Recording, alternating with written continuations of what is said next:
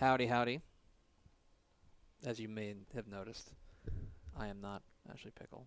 But welcome on in to the pre-show before the free show. I'm sitting in the captain's chair today because Pickle is out. She's not here today. She said something about quitting, but I wasn't really paying attention. But I'm not alone here. I don't have to do this show solo. We go over to the hot seat where we find Ishmael Johnson. What is up? Back. Hi, Ish. Hey. How you doing? Doing good, man. Good. We got a couple of things to get to. Before we start, hold on. I need to tell people this. Yes, we went to the Texas High School Barbecue State Championships this weekend. Yes, it was awesome. No, we are not talking about it today. I'm sorry. Pickle was there. Yeah, Pickle will will be very mad if we were to talk all about the barbecue competition, the barbecue championships, which were incredible, without her. So we're not going to. We're going to save that. We're going to table that for tomorrow. Okay? Tomorrow we'll talk about it. We should have some barbecue content throughout the course of the week sprinkled in there. But so if you come here for a full recap of the barbecue championships, you're going to need to, But instead, Ishmael, we have to talk about something in the pre-show because we haven't had an opportunity to discuss it, either on or off the air. Yeah, no, this is the first time ever, yeah. And that is the most important film of 2021, which is Godzilla vs. Kong. Yes. You're a Godzilla head. Yes, I am. You're a Godzilla head. You're a kaiju head. I own the entire Showa series, $200 Criterion collection of Godzilla. I was the kid when I was younger. I would go to in Blockbuster. I would go to the Godzilla. They had a Godzilla section, like a little wall of like all his movies. Oh yeah. And because he wasn't like the new release, it was like the $2 rentals for like a week, and so like I was the kid that got like 3 of those movies every time. So you're a Godzilla fan. Absolutely. You're not some fly by night. I saw the original Godzilla vs. King Kong, where it's the guys in suits just kind of fighting. Yeah, which is great. It's also great. Yes. Okay. So, and you and I have not discussed this off the air. This is genuine. I need your review of Godzilla vs. Kong. I didn't like it, man. Oh no, Ishmael. You know what, man? It's been a good ride for us, you and I. I think we can still be cordial to one another. We don't need to get in a fight, right. This is the end. Yeah, I mean, especially when I think our friendship kind of peaked at King of the Monsters. We both appreciated. The joy, the pure, uncut joy of King of the Monsters. Yeah, I don't know. I think the problem to me was that so much of that movie was not Godzilla versus Kong. There were two fights. There was and almost. I did not like that. There was almost. Yeah, there was like two that was kind of broken up into like 2 different parts. Right. Especially like the ending one. Sure, that was like 2 different parts. But then, what I thought was, if you want to critique it, too many humans. I don't need that many humans. No, 100%. That was absolutely. They decided. That was my problem with King of the Monsters too, where it was like that's a little bit too much Millie Bobby Brown story going on. For some reason, they decided when Godzilla and Kong needed to come together, all the characters from Godzilla and Kong needed to come together, and it's like that's not what I needed. Yeah. But yeah, I don't know. I think the problem was that too much of the movie was following Kong around. Yeah. This is a King Kong movie that has Godzilla in it. Right. This is not a Godzilla versus King Kong movie in that respect. Now that said, let me push back on a couple of things. Okay. One, I think they fixed a lot of the issues with the perfect movie, which is King of the Monsters. But people complained that everything's happening in the rain, it's dark and stuff like that. Yeah. Everything was bright. Yes. They were like, we're gonna do these bright. Like even when they did Fight at Night, it was in Hong Kong where it was all neon and stuff, which I thought was great. It was really cool. Yeah. There's that. The other thing about it. Dude, Mechagodzilla shows up. Okay, spoiler alert. I'm sorry. I've been holding off on it long enough. I didn't like Mechagodzilla. You're objectively wrong. So to me, that's a wrong opinion. That was the way King of the Monsters ended. It should have been Mechaghidorah. See, I'm okay with that. That's fine. It should have been Mechaghidorah because they had the head of Ghidorah at the end of King of the Monsters. Yeah. And they even teased it in this where, like, for some reason, the guy's driving Mechagodzilla in the skull of Ghidorah. So I was like, why isn't it just Mechaghidorah? I will just tell you. By the way, this is getting really kaiju nerdy right now. Yeah, I know. I brought up Mechaghidorah. Which is like, I think he's shown up once. Right. I will just say that when Mechagodzilla, and yes, I had a couple of drinks when I was watching it. When Mechagodzilla showed up, I was sent. Okay, I was sent. It was a top 3 moment in cinematic history for me when they did the reveal of who it is. Like, Well, okay, that's a problem I had with the human storyline. Is that Millie Bobby Brown thing that entirely was just to show us Mechagodzilla. Yes, because like that whole storyline was pointless. Where they're like in the little tube thing going to Tokyo or whatever for some reason. And by the way, her dad just shows up at the end. Oh, I love that. In Tokyo. Kyle Chandler just is in Tokyo and all of a sudden. You're by like, the way, Riddick, he was in The Wire last, I don't know, Lance Riddick, something Riddick. I forgot.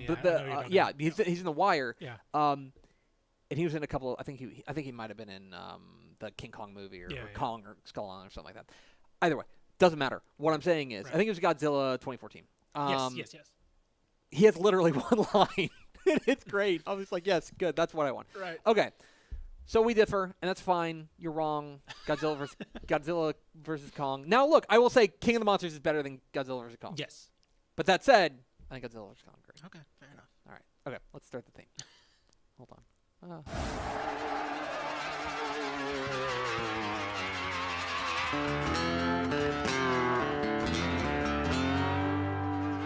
Let's go! Free money! Free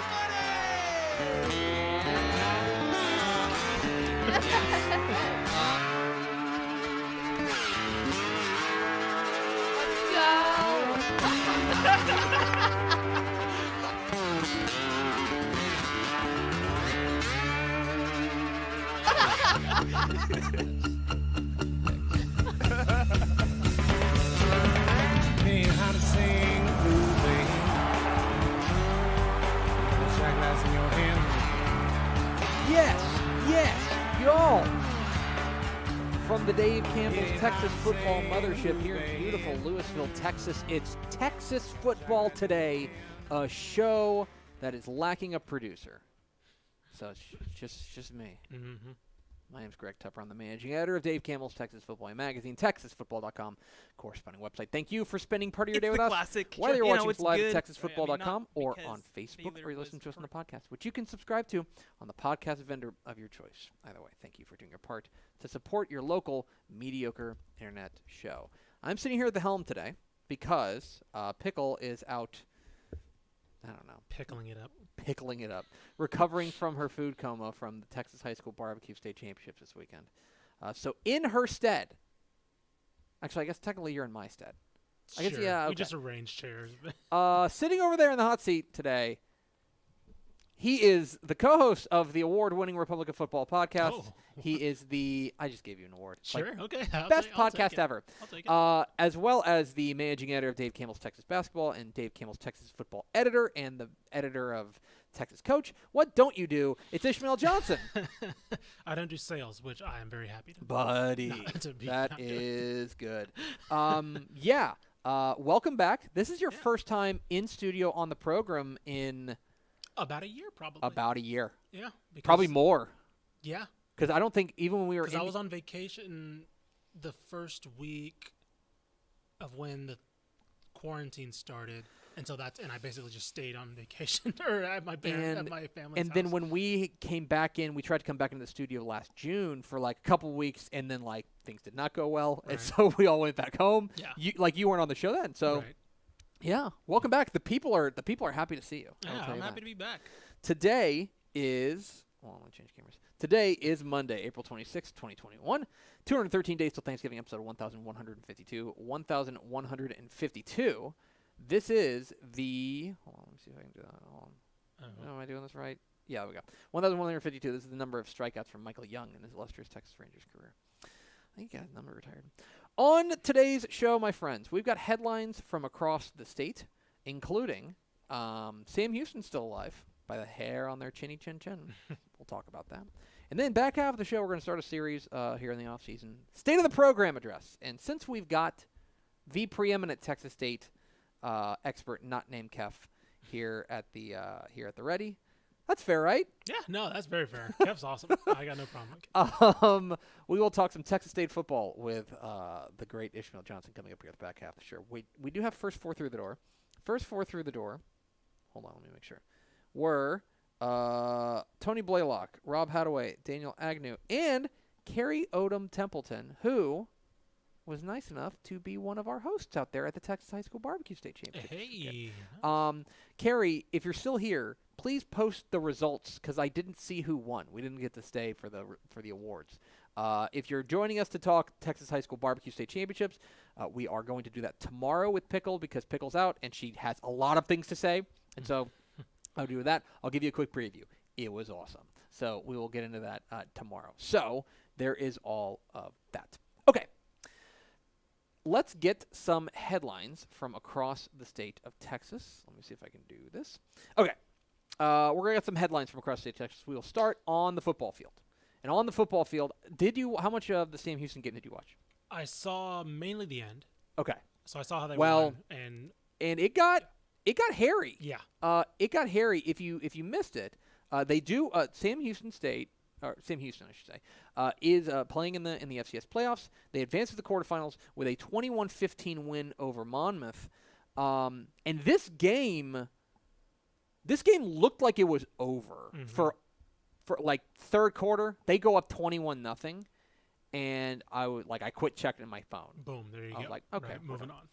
And then it's like, okay, Monmouth goes on this long. The problem for Monmouth, what ended up being their undoing, is that they had to drive the field, like long, sustained drives. They just ran out of time. Like right. they weren't able to move the ball at all in the first half.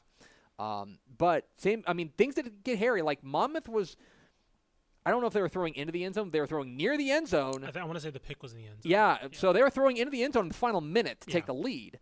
But the Sam Houston defense bowed up. It was a little concerning. Not concerning, because they're through and they won. Mm-hmm. The Sam Houston offense wasn't great. It took a little bit of a day off. Probably Eric Schmid's worst game of the season so far. Mm-hmm. He's been spectacular, so it's the high bar. Right, exactly. But I'd say, the standard he set is probably his worst game of the year. And, hopefully, I guess, especially now with who's coming up, you kind of hope that that's kind of out of the way now, and he can probably put up one of his better games. Well, and now, so if you didn't know, they now draw South Dakota State. North Dakota State. Good they one, draw North Dakota State. Although South Dakota State's beat them. Also, that's fair enough. North Dakota. They draw North Dakota State, the defending champs. Yeah. At 2:00 Sunday on ESPN, big ESPN. They get it. Look, this is it. We'll probably talk about this later in the week. Mm-hmm. We'll preview it more. But if you're going to get North Dakota State this this is the year you want to do it, they seem a little bit vulnerable. I mean, we're just not used to them having losses playing this. Sure. And obviously with Trey Lance going to the NFL draft, that's a big reason. We'll talk more about that later this week. But yeah, Sam Houston is moving on. Did you see this? Did you hear about this, Kev? Did you see that Texas got another addition to their signing class? I did not. This happened. So this happened on Sunday, I think, Saturday or Sunday. Oh, it was at the Orange and White game. Okay.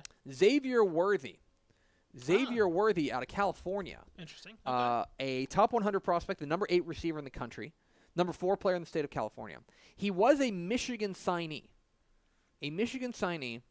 And then something happened. And we don't know what. From what I understand, everything that I've heard, it is not like he got caught with drugs or he did something wrong. Like it sounds like it was more or less out of his control, something, or at least that's what I've heard. Yeah. As a result, he asked for his release from his letter of intent, and he has signed with Texas. Okay. So he was an early enrollee in Michigan, but an undisclosed issue halted his progress. Interesting. He then announced he asked to be released on April 15th, and he started talking with Texas, and now Texas has another signee. So Xavier Worthy, a former Michigan wide receiver, is signing with Texas. Elsewhere, don't you just – here's pure off-season talk show fodder. Headline, College Football Playoff Subcommittee presents expansion ideas to as many as 16 teams. Oh, God. All right, man. And here with a take is Ishmael Johnson. How much do we have to expand this playoff before we just admit that the BCS was better? Ooh, now there's a take. Better. It was better. Like if we're there were parts of the BCS that were better. Yes. So here's my thing. Here's how I would have fixed the BCS. Because one, we're clearly seeing that people picking these games is not working. Mm-hmm. Clearly. Right. Because we have more controversy now than we ever did whenever the BCS released their rankings. If we would have just had 2 people in the BCS room, they get the little print of paper that comes out with the rankings. They say, let's switch these 2. And then that's it. That's the BCS. You have some human input to the BCS because the numbers worked. Like, to me, the numbers worked. If you would have won, I don't, there was the controversy with Ohio State this year, and the Big Ten literally just fixing the rules so Ohio State can be in the championship game. Correct. That was the entire. If you didn't know, the reason the Big Ten played football this year at all was so that Ohio State could play in the playoff. Yes, and they literally fixed their rules because Ohio State did not play enough games to get in their conference tournament, their conference championship. They fixed the rules to get Ohio State in. Mm-hmm. That doesn't happen with the BCS. BCS is just like, they're out. Like, it's just like the numbers aren't there. Big Ten's not good this year. You're out. So right? I think the reason that people like the playoff is they like more football. They like, yes, there's that. Yes. The other part of it is I think they like the idea that, the BCS was so exclusive. Like, they were always going to take so-and-so. They're always going to take Ohio State and Alabama. They're always going to do that. Well, guys. I'll tell you what. You know who's easier to convince than people? A computer. Yes. Cincinnati had a better chance of convincing the computer that they deserved to be in than they did Condoleezza Rice. I don't know if she's on the committee anymore, but you know what I'm saying. Like, a person, right? The people that hold inherent biases that are, by the way, most of these are just ADs of Power 5 schools. Yes. So, like, Cincinnati has to convince those ADs of Power 5 schools now to get in, as opposed to just winning enough games by enough margins to convince a computer. And to me, I think Cincinnati and was Cincinnati undefeated? Yes. Okay. The other one is, let me double check. Yeah, check that. But Coastal Carolina, Coastal Carolina this year, is like they are an undefeated team. They literally did everything that you could possibly ask them to do. They won every game. And they got sent to the Boca Raton Bowl or something like that. Like, we can admit that the playoff system is broken, and so they were undefeated until they played Georgia in the Sugar Bowl. Yeah. It's one thing that I think is interesting. Now here's what's going to happen. Okay, because there's what should happen, which we can have an argument. I think a good faith argument as to whether or not the BCS was better than the playoff. Mm-hmm. But what's going to happen is that they're going to expand the playoff. Right. And because there's too much money now in it, and that's what's going to happen. And so the only question is, do they go to 6? Do they go to 8? Do they go to 16? The other problem I have with the playoff as well is that it watered down bowl games. Like, bowl games are already watered down because there are so many of them, right? But now, like, the Rose Bowl doesn't mean anything unless it's a playoff. Sugar Bowl doesn't mean anything. Like, when Texas beat Georgia, it was a big deal for Texas, right? Yeah. But, like, nobody really cared. Yeah. And, like, now it's like, unless you're one of those semifinal games, right? If the Sugar Bowl's a semifinal, or if the Peach Bowl, I guess, is one of them, is a semifinal. Like, you don't care if you get those bowl games. Well, now. And here's the thing. To me, I'm going to push back only a little bit, and that is, I agree. Unless you're the semifinals, or you are like the Frisco Bowl, where North Texas is really happy to be going to a bowl. Yes. Or if UTEP were to go to – if Texas State – we'll talk about them in a moment. Yeah. If Texas State were to go to bowl, they could be playing in the Myrtle Beach Bowl, and you'd be like, awesome. Sure. Like, fantastic. 100%. Yes. The problem is the creamy middle. Yes. You know what I mean?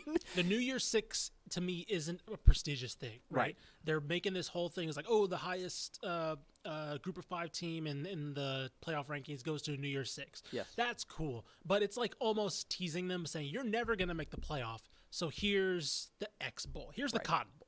Right? Just to put you in something. As opposed to in the BCS where, like, there are only 2 slots. Yes. And if you don't get that, okay, Rose Bowl, cool. Yeah. Okay, Peach Bowl, Sugar Bowl, cool. Like, it's not – you didn't make the national title. Oh, well, here are these other prestigious bowl games. And we can probably – And when they expand – but the last thing I wanted to say, but when they expand the playoff, it's just going to water down even more. And I think the discussion is just going to continue to be, is it 6? Why isn't it 8? Oh, if it's 8, why isn't it 16? Oh, is it 16? Why isn't it 24? Oh, look, we have March Madness. Right. Like, and to me, I think that – I don't know. There's – I think one of the things, and this is probably a whole segment unto itself. We can do our own segment, and we will because it's the off season. But the one thing that I would say is interesting about that is the reason that the Rose Bowl was so, like, my dad went to Illinois. Okay, my dad went to Illinois. If you remember, Illinois was once good at football. Yeah. When they had Kirk Kittner, they were really good. They went to the Rose Bowl, and like it was a huge deal for my dad to go, like, that they were going to the Rose Bowl. Like, that's cool because there was that tradition, because it was always Big Ten versus Pac-12.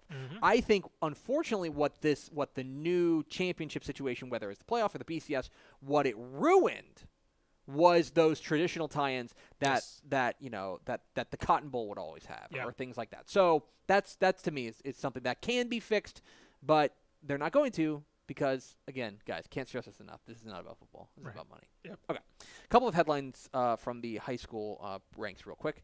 Coaching news. One, Lancaster's finally made a hire. Lancaster was open for a long time. You may remember Chris Gilbert left Lancaster to go take over as director of recruiting, director of football personnel, director of one of those roles at Texas. Yes. And so that opened up Lancaster. Director of high school relations. That's it. Director of high school relations. Which is a good role for him. Yeah. Knowing Chris Gilbert. It was definitely something where it was like, hey, we should get this guy on staff. It's like, let's make a position that he'd be good at.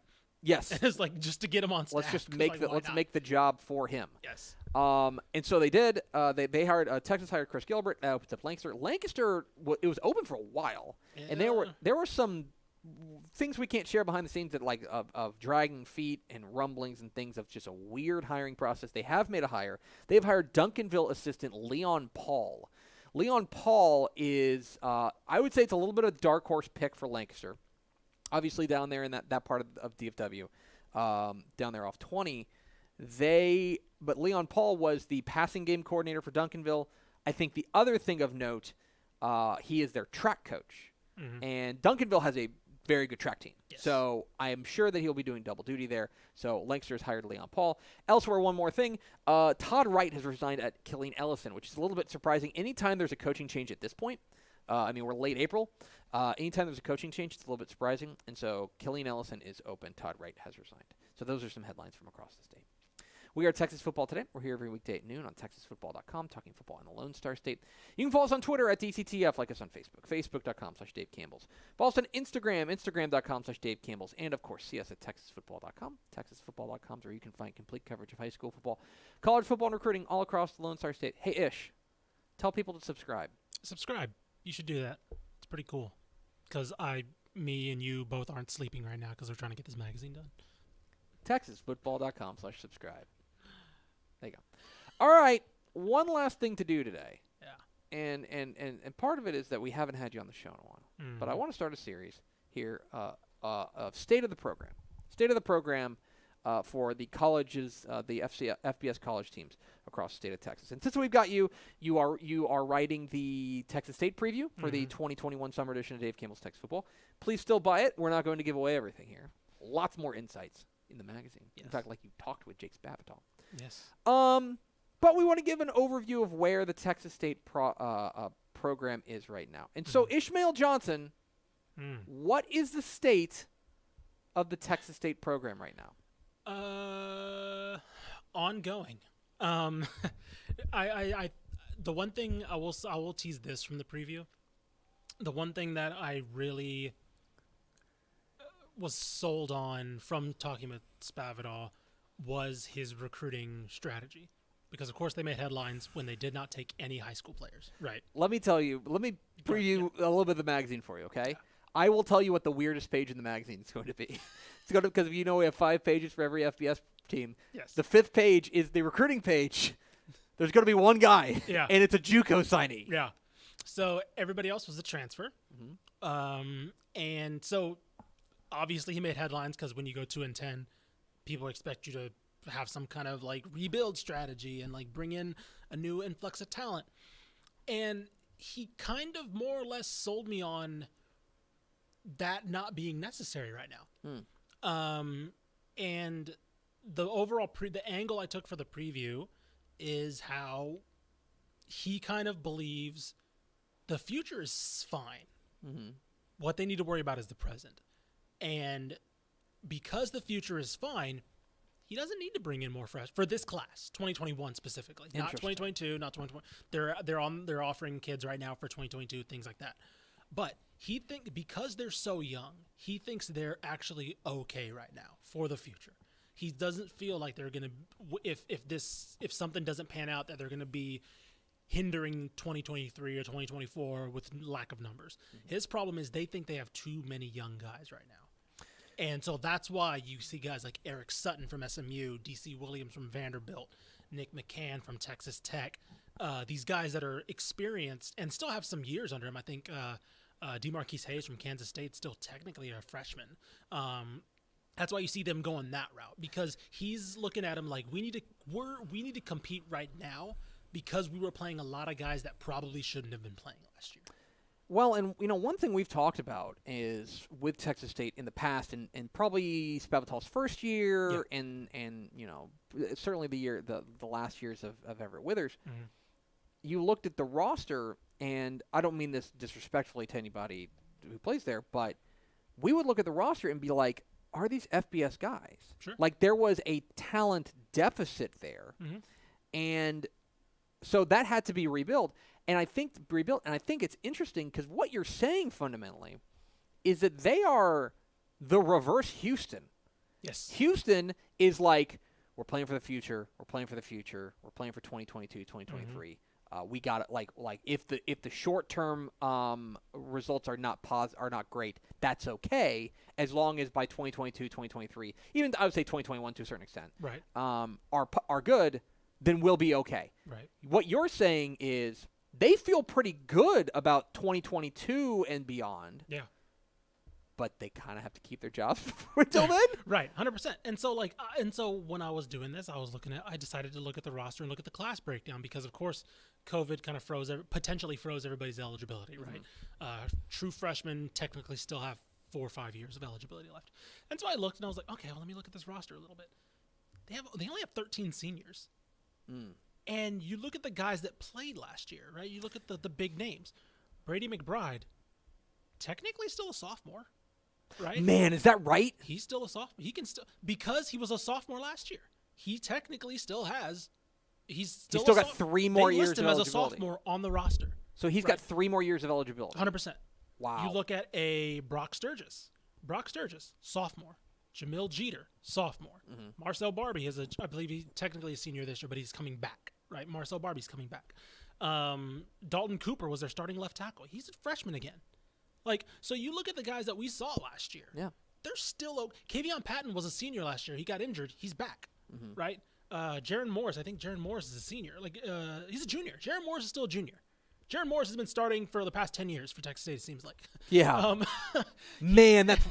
It's funny because I was reading your preview and the name Jaron Morris came off and I go, he's still I almost called you and was like, I think you've made a mistake. But no, right. He's there. He's back. He's there, yeah. He was starting for it feels like he was starting for Everett Withers' first year. But yeah, so all those guys are sophomores and juniors and freshmen that were players last year. And so don't get me wrong, I think it would have been nice to maybe bring in a couple high school kids, obviously, but the more I talk, and granted, that could just be he's a great salesman, right? Yeah. But looking at the strategy and looking at the roster and looking at what they had and looking at what they needed to do, right? Mm-hmm. A lot of things they needed to fix, especially on defense. They were really young on defense last year. Yeah. They were really hurt on defense last year. And so bringing in a lot of these guys that'll start right away with FBS experience while you nurse some of these freshmen that probably got thrown, like Zion Childress probably shouldn't have been starting last year. Right. Good player. Probably be really good in a couple years, but he was thrown to the fire.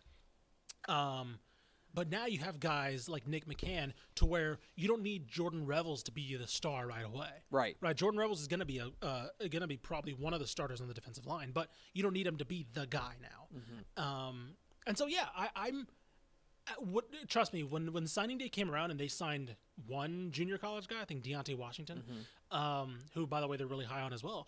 But when they signed one JUCO guy, it was like, all right, what's going on here, right? Well, but it also, the thing is, it also just in the way, knowing what I know about Jake Spavital, and you know him better than I do, but knowing what I know about him, he is very much kind of a zig when they zag type of guy. And he's a guy who wants to to use a Moneyball term, find that inefficiency and Mm-hmm. find a way to do things smarter, knowing full well what challenges that they have. That Mm-hmm. Texas State's not going to bring in like Quinn Ewers is not going to decommit from Ohio State and go to Texas State. Right. It's just not going to happen.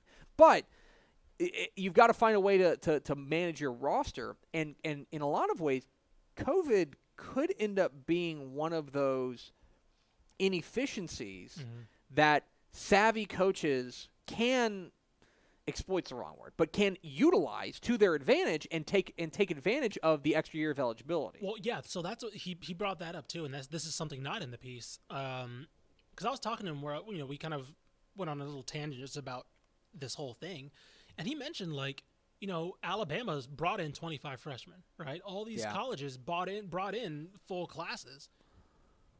What's that going to say about the freshmen that are there that are still freshmen? Yeah. Right? It's going to be a domino effect eventually, because we've already seen this kind of rapid transfer cycle the past couple of years, where if you're a highly touted freshman and you see a good sophomore, you're not going to start for at least 3 years, you're going to leave, right? Mm-hmm. And that's going to be a domino effect, right?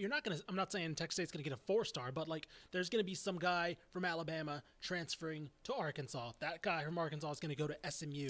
That's going to kick back an SMU guy, right? And so it's going to be a domino effect to where it's going to be a lot of attrition, I think, the next 2 years especially. I think the next 2 years we're going to see a lot of attrition, a lot more attrition than we've seen with these rosters, because these freshman holdovers that are still freshmen from the 2020 class are going to be like, whoa, they're bringing in another freshman? Mm-hmm. Whoa, I'm not going to start for 4 years, 4 years. I'm out. And so you're going to see a lot of these kickbacks, and I think you're going to see a lot of influx to Group of 5. Mm-hmm. You're going to see a lot of influx of elite talent to FCS, because you're going to see this kickback of talent.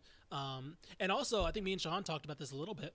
FCS D2 are already going to get a lot of talent from this 2021 class, because a lot of seniors didn't get film. Yeah. Or a lot of scouts couldn't get out there to a lot of games to see a lot of these guys. Like we mentioned, Ed Bobineau to go to SFA, right? That's a guy who probably would have gotten a Group of 5 offer if this was a normal year, and scouts could have been out there and seeing what he did. But instead, SFA gets this really talented defensive tackle. And I think you're going to see that continuing to happen for the next 2 years, because you don't have that attrition. And I think schools like Texas State are setting themselves up to potentially benefit from that, because they basically said, we're young enough right now, we don't need to bring in 20 more freshmen to push out some of these other guys that they actually believe in. Because if they do believe in some of these talented guys, why would you bring in a freshman to potentially kick one of those guys out, right? So, well, and now I will say, and I do want to ask you another question, but I will say that there are potentially aftershocks of this, in the sense that, look, I mean, let's be honest, that not signing any high school kids could rub some people the wrong way. 100%. Like some coaches. So it's a risk. It's not just there's a little bit of there's some risk here, and there's a little bit of a sense of, you got to trust us, we know what we're doing. Mm-hmm. So I do think that the 2022 recruiting class is going to be particularly interesting for this. Yes. Okay. So you've sold me on the idea of there is optimism for the future, for 2022, 2023, beyond. Right. Is there that same optimism for the present? You mentioned that that's what they're working on. Mm-hmm. Is there that same reason to be positive about Texas State in 2021 in a couple of months? I think so. I think because one is going to sound pessimistic, but literally can't get worse. True. Two, you're not. Trust me. You can say, they can go 1-11 or whatever. Sure, fine. But 2-10 is pretty bad. They were also really unfortunate when it came to 1-score games last year. Unusually unfortunate, right? They missed an extra point against UTSA. They basically had SMU on the ropes and lost it. They had Boston College on the ropes and lost it. They had Georgia Southern on the ropes and lost it. And so, they were really unfortunate in a lot of those 1-score games that typically are 50-50. 2 of those games go the other way, 4-win team right off the bat, right? And this is probably a very different kind of conversation then. Right, 100%. And so I think you look at the strides they took last year, the defense was not good because they were devastated by injury, right? Jaron Morris was playing safety towards the end of last year, which is why, again, they brought in most of the transfers you see are defense, right? Linebackers, secondary, defensive line. A lot of those transfers they brought in were starting caliber guys to fill those holes right away. Offensively, what do you have a question mark about? Yeah. You bring back Marcel Barbie. You bring back all the running backs, which are Brock Sturgis, Jamil Jeter, Calvin Hill, like all stellar.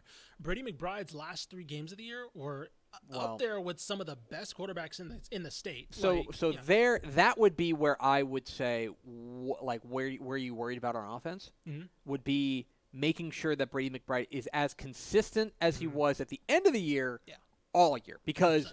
The beginning of the year was not kind to him. He was not good. He did get better, but we have to. I need to see proof that was not a dead cat bounce. That was a positive step in the right direction, and that he is getting better at under center. Yeah, no, that was something that I asked both Brady and Jake Spavital about. I was like, you benched Brady McBride. What did that do for your confidence? And he was straight up. He was pretty candid. He said, like, look, sometimes a quarterback just needs to take a seat, and see what's going on. And Brady McBride said the same thing. He was like, after that, he told me I needed to calm down a bit because we always say, like, we're not coaches, we're not scouts, we can't really see what's happening. But a lot of what we kind of saw was what was happening. He was doing too much. He was running around a little too much. He was trying to, Spavital literally said, this isn't Coppell, right? You can't be running around. I know, right? Sorry, Greg. This isn't Coppell. You can't be running back 10 yards and thinking you can elude the defender. Everybody's as fast as you. And so he said, basically, you're gonna sit for a couple weeks because you're doing too much of that. And when he came back, you saw a guy who was more patient. You saw a guy who was more deliberate in his decision making, and that's what he said he saw as well. He's like, okay, here's a guy who's starting to get it, right? And the other thing, it'd been 3 years since he had taken a game rep. Yeah. Before he took that snap against SMU, he was redshirt. He was first year of eligibility at Texas State. He was not eligible. Redshirted at Memphis, and so it had been 3 years since his senior year at Coppell since he had taken an in-game snap. So this is, of course, I think it was even a shock how decently he looked against SMU. But. So I'm not worried about Brady McBride, and especially because they have a good quarterback room now, right? Ty Vitt, pretty good. Tyler Vitt, I like what he brings. I don't think he's I think Brady McBride's better, but if things came to it, Tyler Vitt's good. And then Ty Evans is a highly touted quarterback. He was a highly touted quarterback going to North Carolina State, I believe. And so they have a capable quarterback room. I think Brady McBride is the guy. From all indications, the spring game still indicates that. Everybody's reporting. I think Kef and both Kef and Drew King both reported that Brady McBride still solidly looks like the guy. And yeah, I don't know. I think for the first time in a while, the offensive line's good too. And so I think that this is room for optimism. Now, what does that optimism generate? Is that 4 wins, 5 wins? Maybe. I would not be shocked to see them win 6, but I would probably be a little bit more realistic and say 4 to 5 wins. I would not be shocked to see. He's Ishmael Johnson. He giving us the state of the program address from Texas State. You can step down from the podium now. Thank you very much, sir. Thanks. Your speechwriters did excellent work. Yes, very, very good. All right, let's get some final thoughts. Appreciate everybody hopping in the comments. I'm trying to do this on the fly here. Let me do I don't know where the final thoughts thing is. Okay, it's just going to have to say stay the program with Ishmael Johnson. Or no, I'll do this. There. Okay. Okay, so we did have one question from back in the beginning, and that is from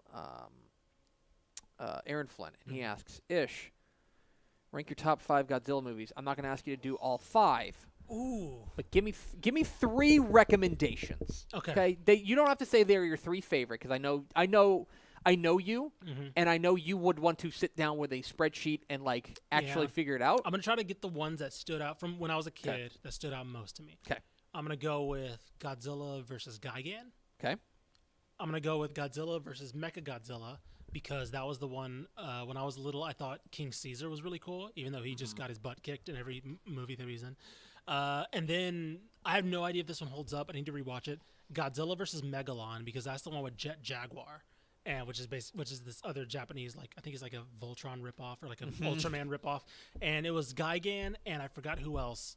It was basically like a kaiju tag team movie. And I remember watching that like 20 times. So I'm gonna go Godzilla versus Megalon. So, Okay. Yeah. That's why I bring him in, folks, for Texas State and Godzilla. That's why he's on staff here, basically. All right, that's going to do it for us. Thanks for spending a little bit of your day with us. Follow us on Twitter at DCTF, like us on Facebook, facebook.com/Dave Campbells. Follow us on Instagram, instagram.com/Dave Campbells, and, of course, see us at texasfootball.com. Tomorrow, we will talk about the Texas High School Barbecue State Championships because Pickle should be back, assuming that, this that she sorts out these legal issues. And so, yeah. So, for Ishmael Johnson, I'm Greg Tepper. You want to do the thing? Oh, yeah. Vince Young, come get your Player of the Year trophy. We will see you tomorrow on Texas Football Today.